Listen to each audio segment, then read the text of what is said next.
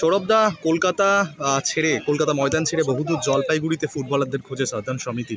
পুরো বিষয়টা নিয়ে যদি একটু বলো, কিভাবে তোমাদের এখানে একাডেমি শুরু আছে, শুভ উদ্বোধন হলো, এরপরে ভবিষ্যতের পরিকল্পনা কি, সবটা নিয়ে যদি একটু ছোট করে বলো।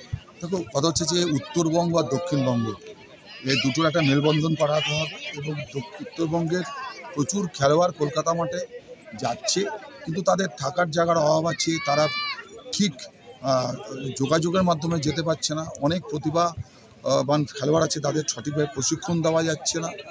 তাদের খেলার সরঞ্জাম, তাদের একটু যদি খাওয়া দাওয়ার ব্যবস্থা সব সঠিকভাবে করা যায়, তাহলে এইখান থেকে যে খেলোয়াড়রা উঠে আসবে সেটা হয়তো বাংলা ফুটবলকে আগামী দিনে অনেক বেশি সমৃদ্ধ করবে।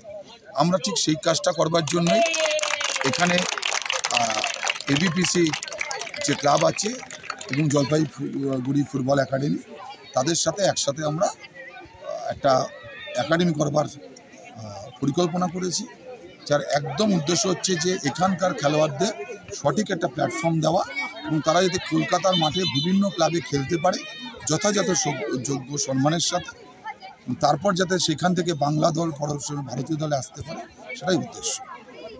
কি এর আগে আমরা দেখেছি এখান থেকে সাধারণ সমিতিতে জলপাইগুড়ির ফুটবলার খেলেছে, তিনি উপস্থিত ছিলেন এখানে। এরপরে ভবিষ্যতে জিনিয়াদিও একই কথা বললেন যে কন্যাশ্রী কাপেও আমাদের নজর থাকবে যাতে এখান থেকে মহিলা প্রমোটেড হয়, পাশাপাশি ছেলেদেরকে নিয়ে বিশেষ কি চিন্তাভাবনা আছে সৌরভদা? তবে এপ্রিল মাসে মহিলা ফুটবলের জন্য এখান থেকেই জলপাইগুড়ির থেকে প্রায় 12-13 জন মহিলা ফুটবলারকে বাঁচা হয়েছে এবং আমরা 4th ডিভিশন সাধারণ সমিতি যেহেতু বিভিন্ন বয়সের ফুটবলারদের খেলায়, তাই আমাদের 4th ডিভিশনেও 8টি স্পোর্টিং ক্লাব, সেখানের জন্য খেলোয়াড় এখান থেকে অলরেডি 4 ফেব্রুয়ারি আমরা বেছে নিয়ে গেছি সিলেকশনের মাধ্যমে।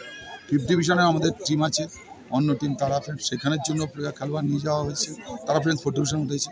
তো সবটা মিলিয়ে বলতে পারো যে বিভিন্ন বয়সের খেলোয়াড়দেরকে ওখানে সুযোগ করে দেবো, মেয়েদের পাশাপাশি ছেলেদেরও সুযোগ করে দেবো এবং ভবিষ্যতে যদি সম্ভব হয় যে সাধারণ সমিতি ফুটবল দল যেই ডিভিশনেই থাকুক, সেটা যাতে এখন প্রিমিয়ারে আছে, ভবিষ্যতে সেটাই থাকুক বা অন্য কোনো ডিভিশনে থাকুক, এখানকার খেলোয়াড়াই যাতে একদম 90% খেলতে পারে, সেটাই হচ্ছে আমার উদ্দেশ্য।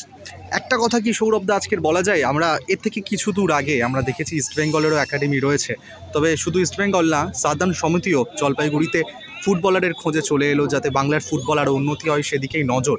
তো এটা কি একটা ইস্টবেঙ্গলকে টক্কর দেবে সাধারণ সমিতি, এই কথাটা কি বলাই যায়? দেখো, ইস্টবেঙ্গল, মোহনবাগান, মোহামেডান এইসব ক্লাবের খেলা দেখতে দেখতে, এইসব ক্লাবের সব কিছু দেখতে দেখতে আমরা বড় হয়েছি।